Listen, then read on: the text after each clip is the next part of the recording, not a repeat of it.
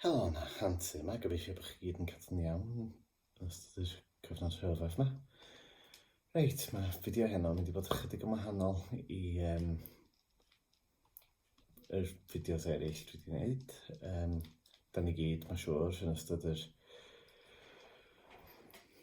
wythnosau'r misoedd diwethaf yma wedi dod yn gyfarwydd iawn efo gwneud quizzes ar-lein, felly dwi wedi penderfynu cynnig quiz arbennig o fyr i bawb sy'n gwylio heno yma.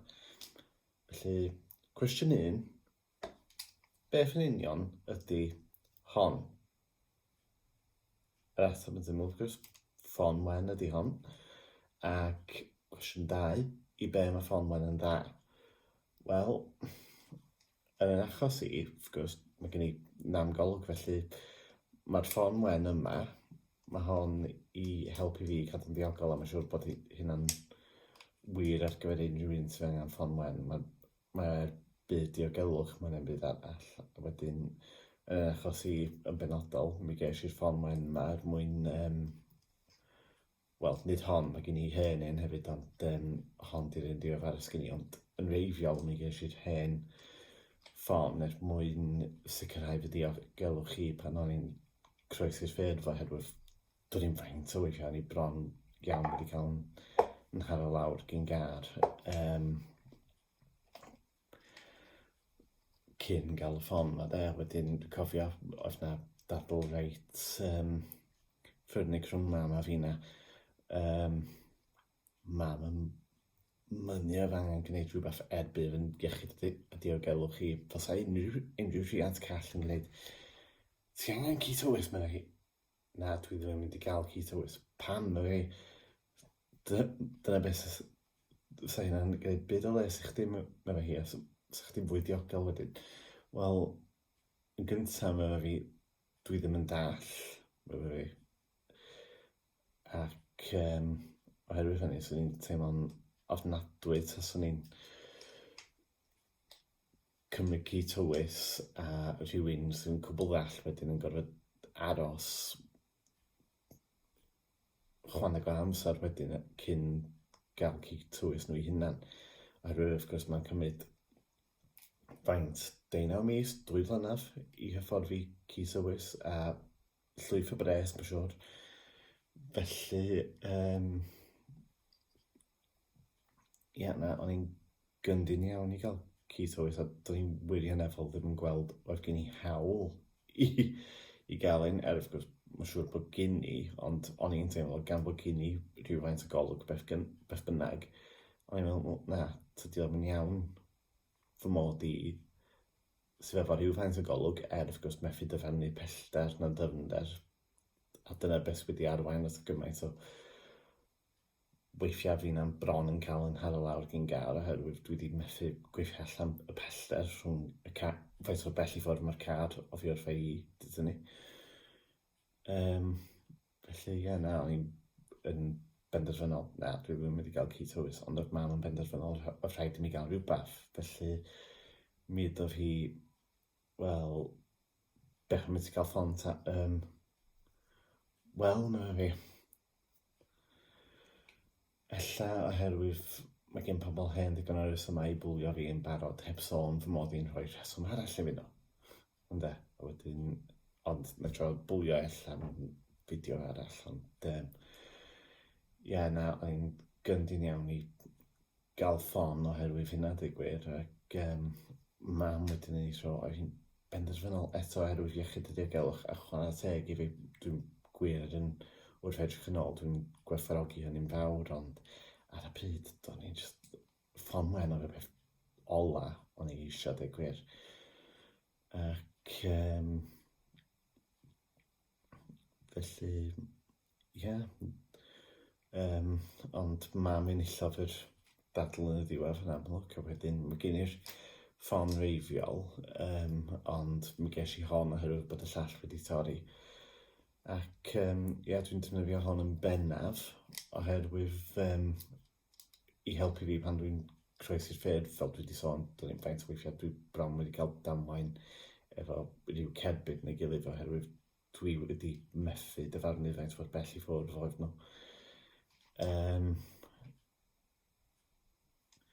Ac yn sgil hynny, wedyn dwi wedi gweld pethau'n mynd... Dwi'n gweld fy hun yn lot fwy diogel hefo'r ffon. Yn sicr, mae'r adegau pan dwi bron wedi cael yn taro lawr gan cerbyd wedi lleihau yn sylweddol byd o hynna. Dwi'n lot fwy diogel erbyn hyn na dwi wedi bod erioed. Ac ond wedyn, wrth gwrs, yn ystod y misoedd diwethaf yma, mae yna perygl newydd wedi ymddangos. Wedyn mae rheola mewn lle, wrth gwrs, o ran ymballau cymdeithasol. Ac mae hynna wedyn yn destun pryder i mi fel rhywun sydd nid yn unig efo nam golwg, ond hefyd rhywun sydd wedi cael ei dyfarnu'n fregus. Wel, pan dwi'n allan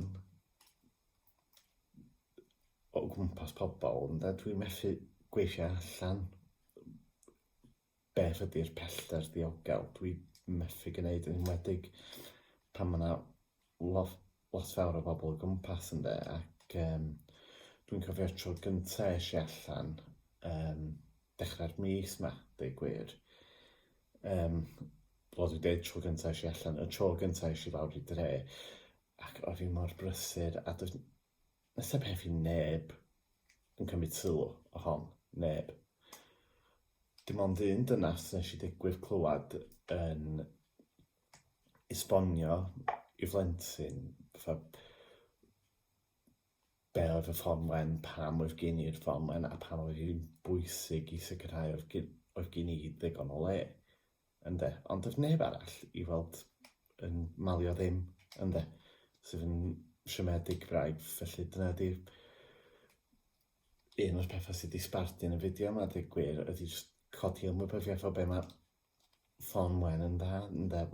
Mae hyn, rhywun o'n i wedi gobeithio, sa hyn yn amlwg, ond eto meddwl yn ôl, hyd yn oed cyn yr cyfnod presennol efo'r blinking feirws yma,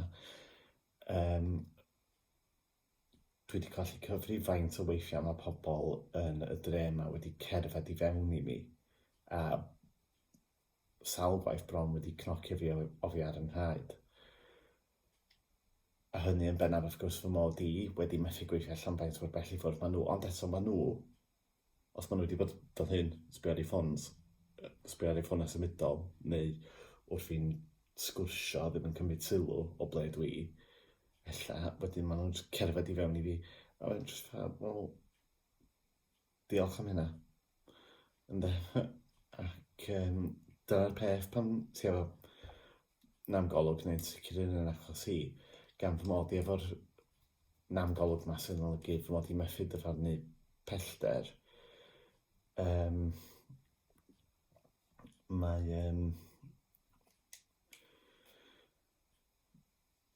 dibynnu ar pobl eraill i bod yn gall. Mae'n rhywbeth sydd yn anodd iawn i mi wneud, yn enwedig pan mae yna gymaint o bobl sydd yn amlwg ddim yn gall. Ond mae'n rhywbeth sydd rhaid i mi wneud oherwydd, fel dwi dweud, sgen i'm dewis efo'r yngolwg fel mai. Felly dwi'n gorfod dibynnu ar pobl eraill i cadw draw, i roi ddigon o le i mi peidio cerdded fewn i mi, a fel dwi dweud, cerdded fewn i mi oedd hynna i gyd wedi bod yn digwydd am blynyddoedd cyn eleni. Ac felly dyna pan dwi'n gael i mor anodd i ymddiried yn pobl eraill i cadw'r pellter angenrheidiol o fi wrtha i pryd bynnag dwi allan o'r tŷ. A dyna pan dwi'n mor nerfus pan dwi'n mynd allan o'r tŷ, oherwydd dwi ddim yn teimlo fy mod i'n gallu ymddiried yn pobl eraill. A mae hynna'n ofnadwy oherwydd dwi isio gallu gwneud hynny, ond ar hyn o bryd dwi'n cael ein anodd iawn, felly os gai i dod â'r fideo yma i ben, os gai jyst gofyn i chi gyd, please, os gwelwch hynna, os gwelwch chi fi neu deud gwir, unrhyw un arall efo nam golwg neu sy'n dall, sydd efo ffon wen fel hon, neu ffon efo pel ar ei phen, neu efo ci tywys, gadewch digon o le fynt, gwneud yn saff ein bod ni yn diogel, ein bod ni yn gallu pasio yn diogel, ein bod ni yn gallu bod yn hyderus, ein bod ni yn digon pell i ffwrdd o bobl eraill sydd efo golwg gwell na ni, ynde. Wedyn, dyna fo, just please, just helpwch fi a pobl eraill am yna'n golwg i fod yn diogel sy'n ni'n werthfawrogi hynny'n fawr iawn. Diolch yn fawr iawn, a dyma ni am y tro. Wedyn, beth ni wedi trafod hyd yma, yr hedgeflus y golwg, felly, gwendid lawr yr ochr de fy nghorff fory, dwi'n meddwl. Felly, dyna beth ar y gweill fory gobeithio. Ac yn y cyfamser, nos da, cadwch yn ddiogel, ac mi welwch chi tro nesaf. Hwyl!